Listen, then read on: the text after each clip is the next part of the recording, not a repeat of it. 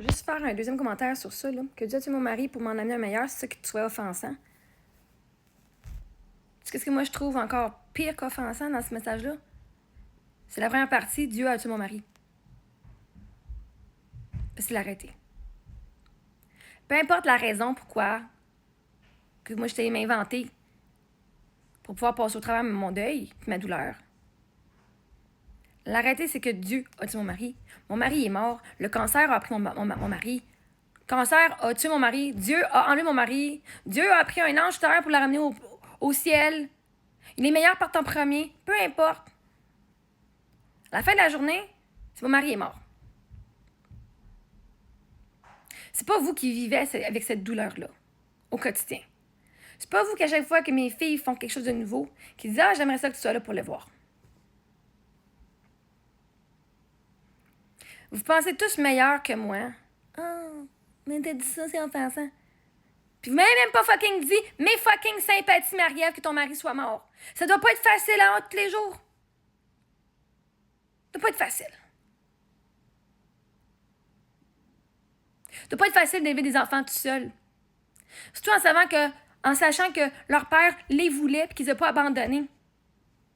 Que vous avez. Hein? Dieu a déchiré ma famille. C'est ça que tu veux que je te dise? Ça va te faire sentir mieux dans ton petit cœur, là? Vous êtes tellement fucking borné sur les mots que vous ne voyez pas la personne puis la douleur derrière ça.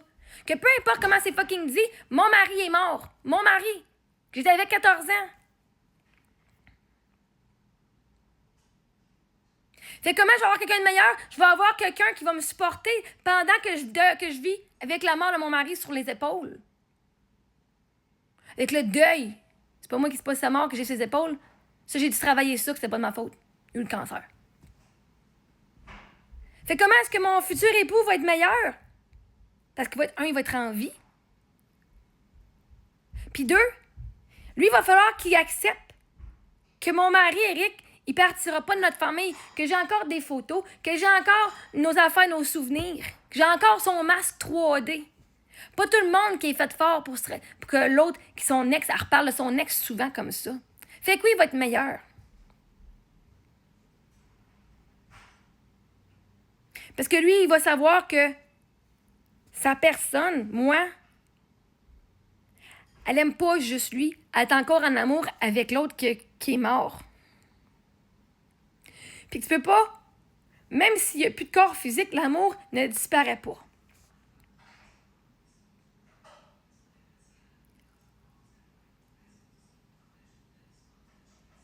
Fait qu'à la fin de la journée, on s'en crisse de comment j'ai dit que mon mari est mort. Puis pourquoi?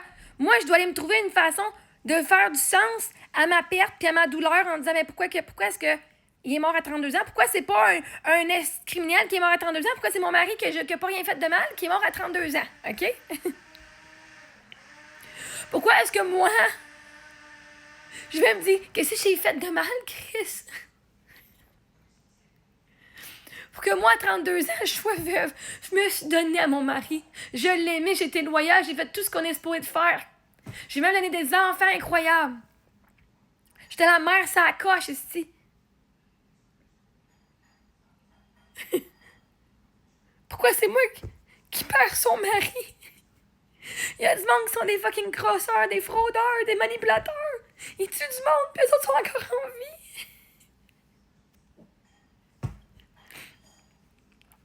J'ai dû aller faire un travail. Je suis si pire que ça, genre.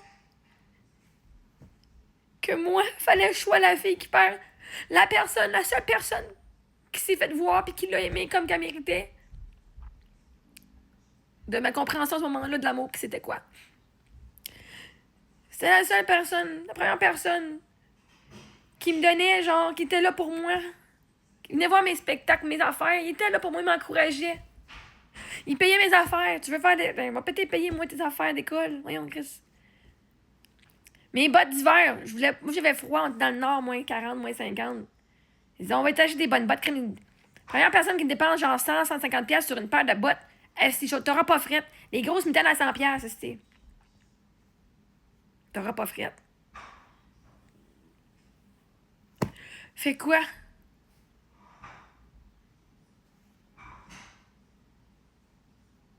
Moi, je devrais souffrir. Puis dire les mots qui vont pas vous offenser.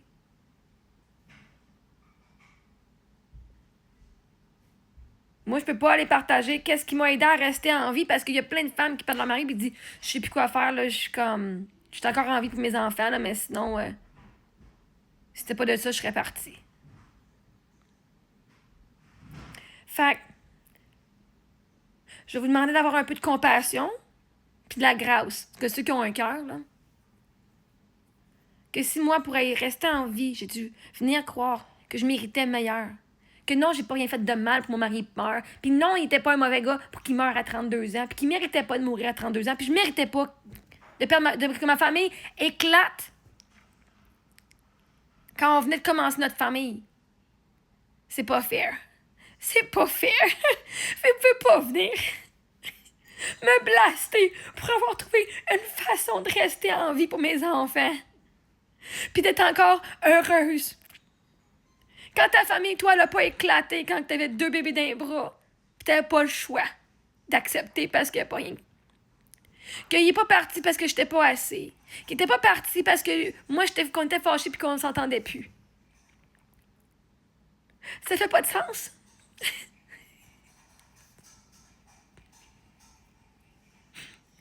Ça faisait pas de sens pis ça n'en fait pas encore.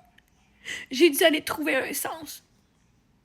Parce que la douleur qui est en dedans, là, compte-toi chanceuse de pas la savoir. Parce que si t'as perdu ta mère, ton père, c'est pas la même affaire.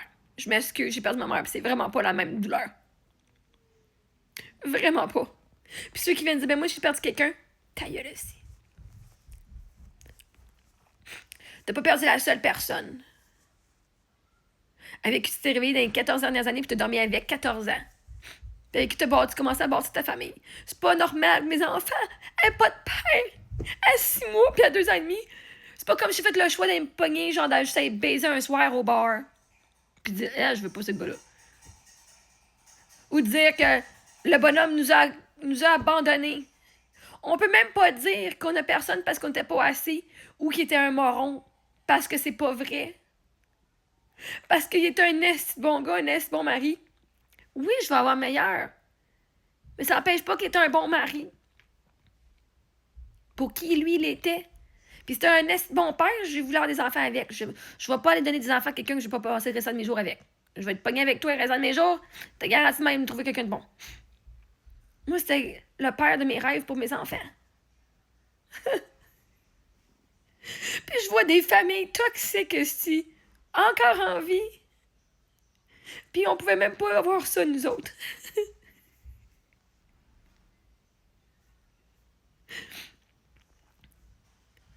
Fait c'est trop cave, esti.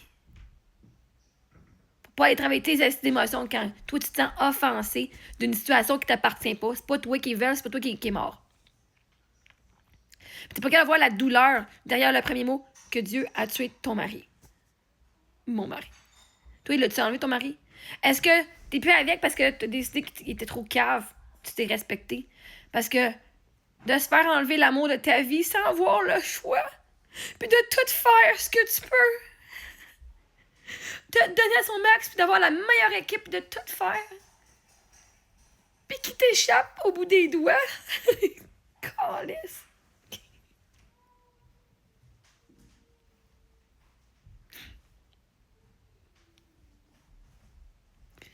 Puis tu disais que t'étais pas assez pour le sauver.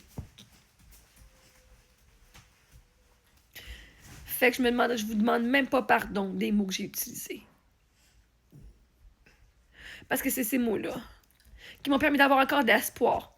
Après avoir rencontré Samuel, j'avais encore de l'espoir que je pouvais tomber en amour avec quelqu'un d'autre. Parce que j'ai ressenti beaucoup, beaucoup d'amour pour cet homme-là. Fait que je savais. Puis lui, cet homme-là, surtout avec Samuel, ça m'avait apporté genre qu'il y a des affaires qu'Éric me donnait pas, puis que je fais oh my god, c'est ça que je voulais toute ma vie. Ça. Pas seulement la personne, cette compétence-là. Fait que, c'est de même, j'ai mon deuil. Puis vous êtes pas content, ben, soyez fucking offensés. Puis allez vivre avec votre sentiment de culpabilité que vous êtes venu juger veuve qui était en douleur puis qui a tout fait pour rester en vie pour ses enfants.